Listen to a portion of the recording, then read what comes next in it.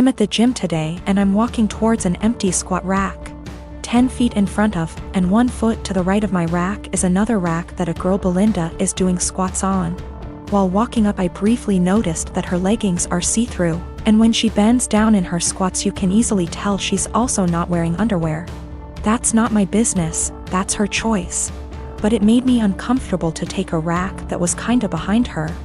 I had been waiting my entire gym session for one of these racks to open up, and this was my last lift before leaving. So I went ahead and took it.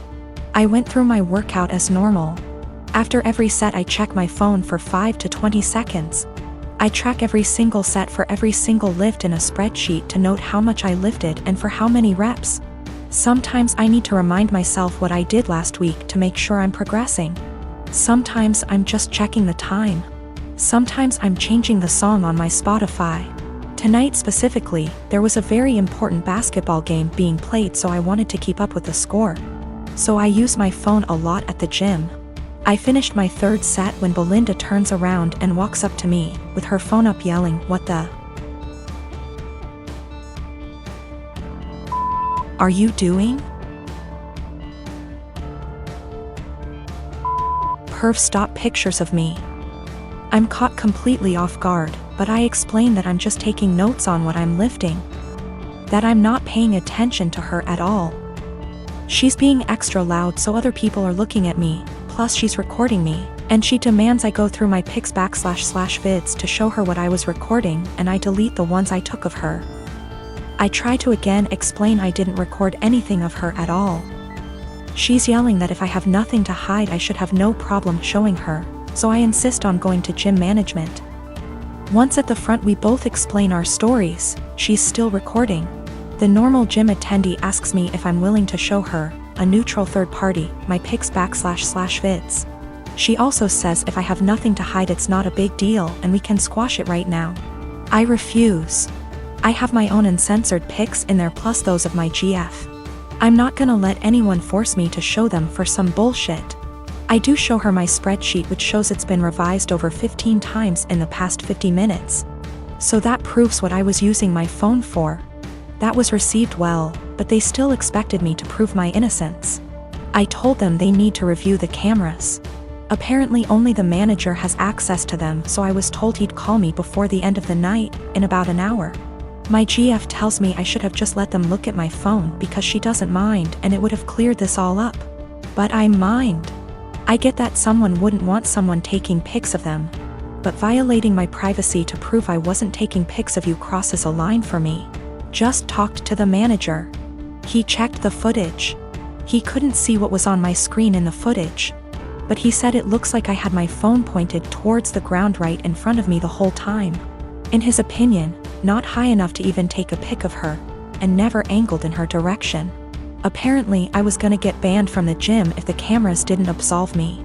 And also I'm not the first person that has been accused by Brenda, but she legit had a creeper before. My cousin Jake got outed about 4 or 5 days before his 18th birthday in the summer. His parents, my aunt and uncle, made arrangements for him to be sent to one of those awful camps that claim they could cure him. A kid in his community was forced to go and came back and was clearly not well, so Jake didn't want to go. Jake ran away from home and jumped from one family house to another. His folks didn't file a missing person report because they didn't want to look bad to their neighbors. They just told them that he went to that camp willingly.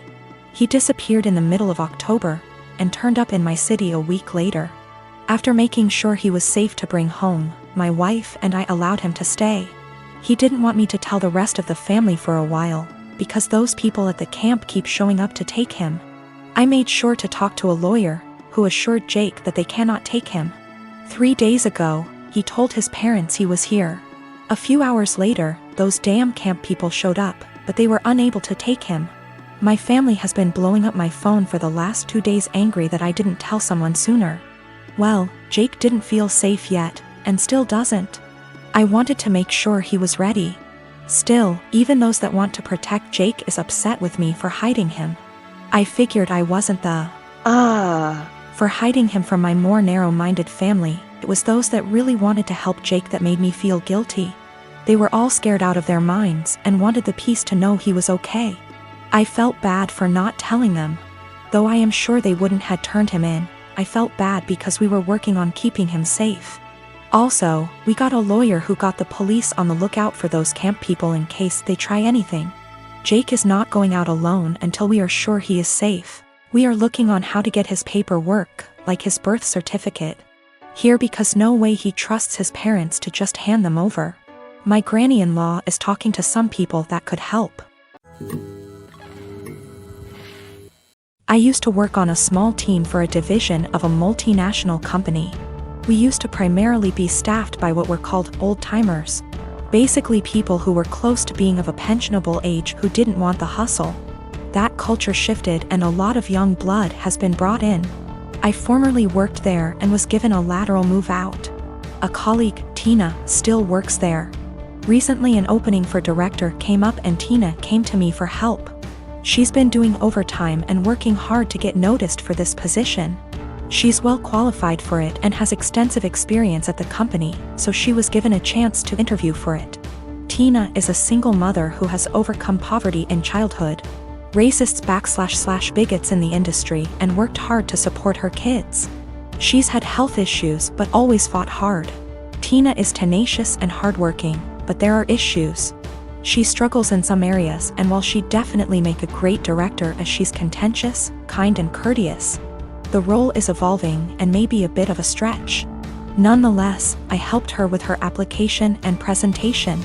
Beyond being colleagues, she and I are friends. We spend a lot of time outside of work together. We're the only women of color in our respective areas, and share a lot of our deep feelings and thoughts. She worked hard and put together a good presentation. I was really proud of her.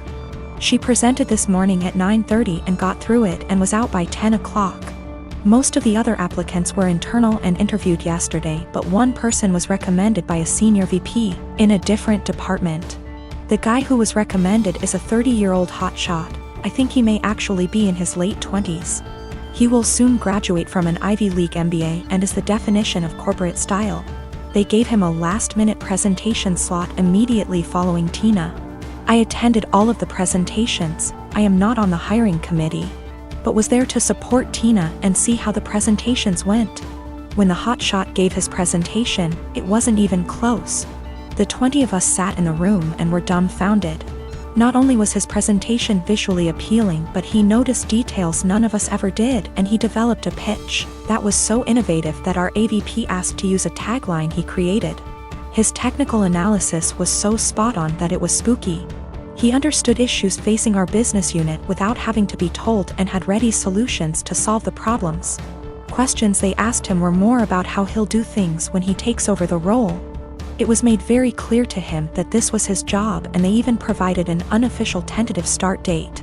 It is very clear that he understands the industry and his past experiences, such as professional work experience as well as winning top case competitions and academic awards, prepared him very well. The presentations were in totally different leagues. After he finished, he made a self-deprecating joke and took questions. He thanked us and left. We all sat there for a minute chatting when the AVP very loudly told the HR director to offer significantly above the salary and hammer out a start date immediately and get a contract signed. The VP who recommended him knew him from the MBA program, as the VP is a case coach there.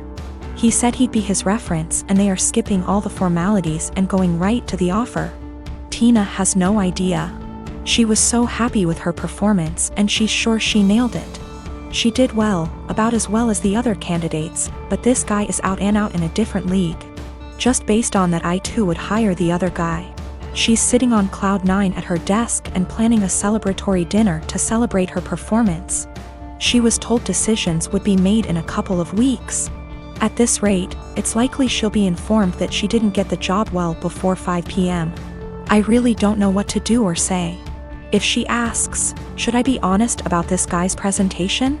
Should I avoid her the rest of the day? I want to support her, but have no idea how to even begin talking to her. I'm a professional ballet dancer for a living, but I also do some modeling in my spare time.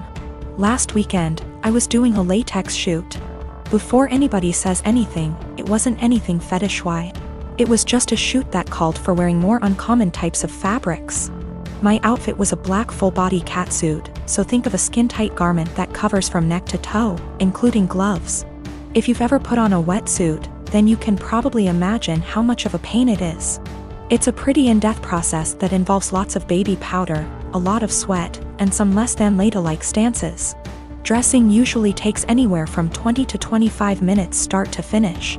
I always dread it, but can't argue with the results.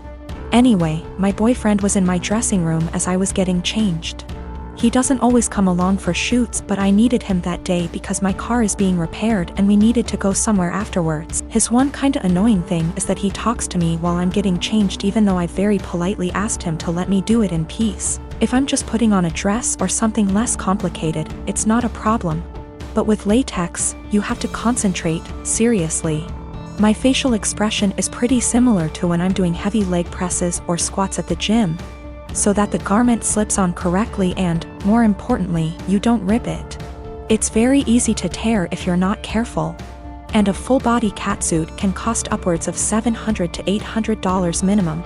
So as I'm struggling, may have been on the floor on my back with my feet up on a chair, pushing my butt up to get the garment over my hips, he won't stop talking. Come on, girl, you got this. Do you want help? I don't think you put on enough baby powder. Babe, you got this, get that big ass in there. And I politely asked him several times to just let me concentrate. He responds by saying, relax, I'm just trying to help, before patting me on the butt. I'd had enough. I demanded he stand outside because he was being super distracting and I couldn't afford to rip the garment. I didn't ask him to help because there's a technique to getting latex on and he doesn't have it. He got all pissy and was like, whatever, maybe you need a bigger size anyway, before leaving the shoot completely and taking the car. I had to get an Uber home after the shoot. On one hand, I was getting super frustrated, I was hot and sweaty, and combined with my kinda short temper, I was getting pissed off that I couldn't get the suit on. On the other hand, I asked him multiple times not to comment or distract me. And I never indicated that I was in the mood to be touched.